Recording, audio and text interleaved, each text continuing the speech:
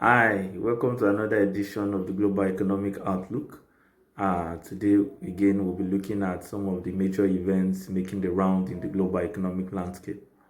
My name is Philip, and I'll be taking you through some of these events. So, the feature story, the main story for this week, it's about CBN's ban on cryptocurrency. So it's titled CBN's ban on cryptocurrency in Nigeria triggers social media fury. Sure, some of you must have heard of it already. A circular was issued to deposit money banks, non-bank financial institutions, and other financial institutions to banning cryptocurrencies. That was on Friday, the 5th of February. The central bank in that circular referred to an earlier one, which was issued in 2017.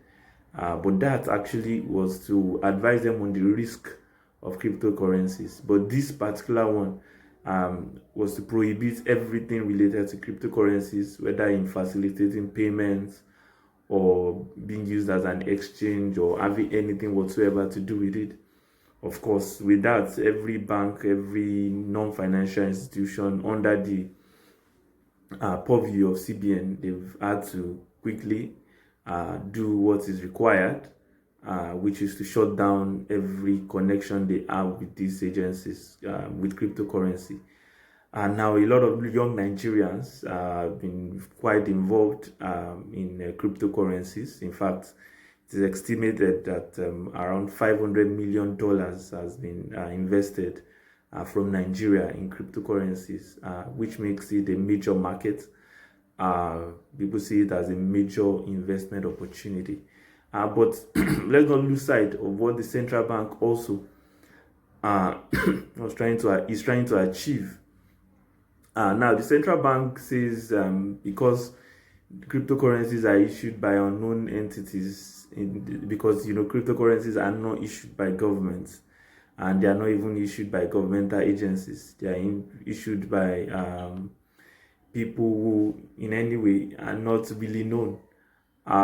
So they feel that there's not so much transparency when it comes to dealing in cryptocurrencies. It is true that it's not only the Central Bank of Nigeria that has placed restrictions on it. In fact, in China, it is totally banned. Even in countries like Canada, there's still some level of restrictions on it. So Nigeria is not alone in this, actually. But, when there are issues, again, in the financial system, there are probably ways to mitigate the risk. There are probably ways to, to ensure that everybody complies so that the fears of the CBN can be allayed. So is there a way that the CBN could have, made the process more transparent? Probably, or probably try to put it more under regulation, especially those involved in it, just to ensure that what they fear, which is money laundering, terrorist financing, purchase of firearms and all that, could be put in check. Maybe, but with the outrage on social media, I'm sure the central bank would probably just spend some time looking through what they've done to see if it's actually the best approach to it. But we don't know if they will change their stand. But let us know in the comment section what you think about the ban on cryptocurrencies in Nigeria. So that's the main story. On the global economy, we also cover some news, including that Alphabet made $56.9 billion in 2020, the fourth quarter of 2020. Alphabet is Google's parent company. So again, they have a lot of research and YouTube and all that. Means they are making so much money. And then we talk about the big banks moving assets worth around $970 billion out of the UK. In fact, the agreement with the European Central Bank is that they will move $1.2 trillion out of the UK as a result of Brexit. They will move it into Europe. And for now, they've done some already. Some of the banks have already moved some of the capital market assets, but some still need to do so. So we also talk about Lucid Motors going public, probably going public. Lucid Motors is owned by one of the former chief engineers of Tesla. And they really believe that they can give Tesla and other electric vehicle companies a run for their money.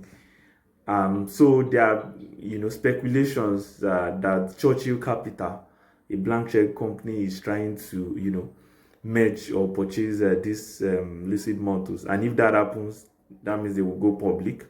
So Churchill Capital's share price has actually been on the rise as a result of this speculation. And then we also talk about oil price rising above $60 for the first time since over a year. That's massive, and probably good news for many countries who have oil as their mainstay. And then FIFA World Cup, the football FIFA World Cup is actually the competition with the highest viewership.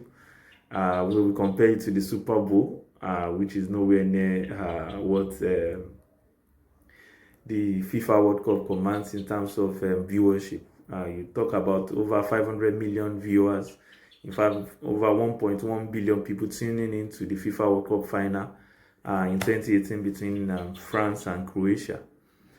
So that's it. On the Nigerian economy, we talk about the US formally backing Okonjo-Iweala for the World Trade Organization Director General position. That has been outstanding. They were backing the counterpart from South Korea before, but now they've given their backing to Okonjo-Iweala, which means also is now set for her to be announced as the first female Director General of the World Trade Organization.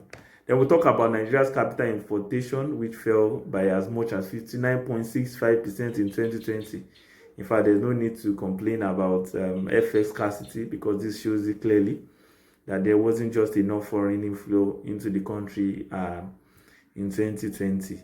And World Bank, they've also approved a $500 million loan for Nigeria's power sector, specifically the distribution companies, so that they can, try to improve the quality of their service and also, probably purchase more equipment just to ensure that their services becomes better. So that's it on the global economic landscape. Last thing we cover is just for people who love to go on vacation, the top places to visit in West Africa. So you can check that out. We'll be back next week with further updates. But subscribe to the channel. And you can also read the print edition. We'll put the link somewhere in the comment section so that you can also read the print edition if you want to do so. And if you have if you have a portfolio, you need help on how to manage your assets or wealth, you can also reach out to us. We'll be glad to help you out. So thank you, and that's it on the global economic outlook for this week. See you next week.